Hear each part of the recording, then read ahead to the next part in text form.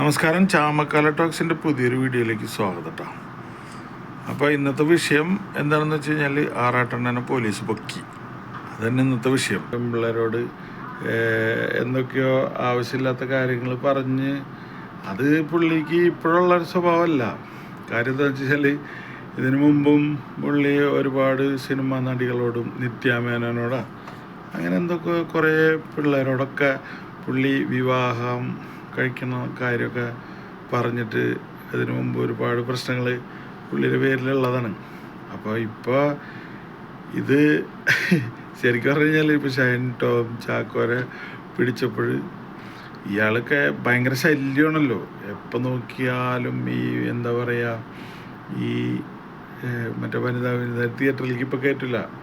ഇനിയിപ്പോൾ മറ്റവനും കൂടി ഉള്ളൂ. അവനിപ്പോൾ ആ ഭാഗത്ത് വരാറില്ല. അവൻ്റെ പേരിലും ഇനി അടുത്ത് എന്തെങ്കിലുമൊക്കെ ആയിട്ട് ഇങ്ങനെ വരാൻ ചാൻസ് ഉണ്ട്. അപ്പോൾ ഇവരൊക്കെ ശരിക്കും പറഞ്ഞാൽ പാവങ്ങളാണ്.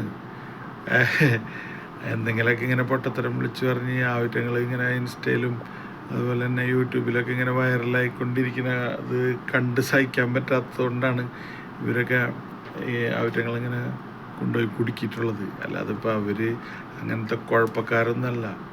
അവരൊക്കെ ഒരു കോമഡി, ശരിക്കും പറഞ്ഞാൽ ഒരു കോമഡി താരങ്ങൾ തന്നെയായിരുന്നു. പക്ഷേ അവരിപ്പോൾ ഒരുപാട് പെൺപിള്ളേർ അവരുടെ പേരിൽ കേസ് കൊടുത്താണ് അറിയാൻ കഴിഞ്ഞത്. പാവം അത് ജീപ്പിലിരുന്ന് പോണ് കാണുമ്പോൾ തന്നെ നമുക്ക് വല്ലാത്തൊരു ഇത്.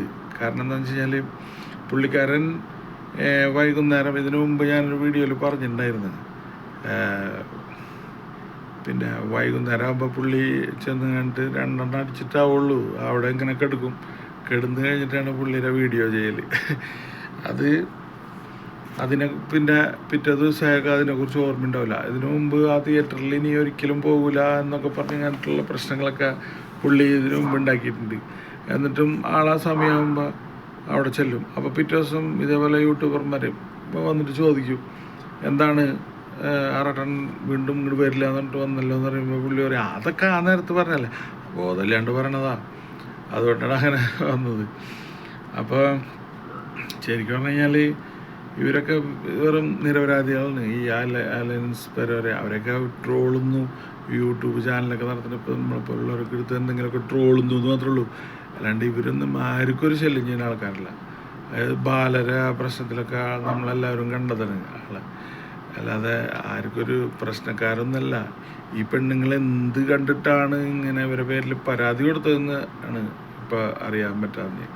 കാരണം എന്താ വെച്ച് കഴിഞ്ഞാൽ ഇങ്ങനെയുള്ളവരടുത്തല്ല ഇവരെ ഈ പരാതി കൊടുത്തിട്ടുള്ള ആൾക്കാരെ എന്തെല്ലാം രീതിയിൽ മറ്റുള്ള നടന്മാർ എന്തെല്ലാം രീതിയിൽ ഓരോ കാര്യത്തിന് അവരെ കളിയാക്കുന്നുണ്ട്, അല്ലെങ്കിൽ ലൈംഗികപരമായിട്ട് നോക്കുന്നുണ്ട്, അല്ലെങ്കിൽ അവർ അതിൻ്റെ ഇതുകളൊക്കെ കാണിക്കുന്നുണ്ട്. എന്നിട്ട് അവരെ പേരിലൊന്നും കൊടുക്കാതെ ഈ പാവപ്പെട്ട ഐറ്റങ്ങളെ പേരിലല്ലേ കൊടുക്കാൻ പറ്റുള്ളൂ.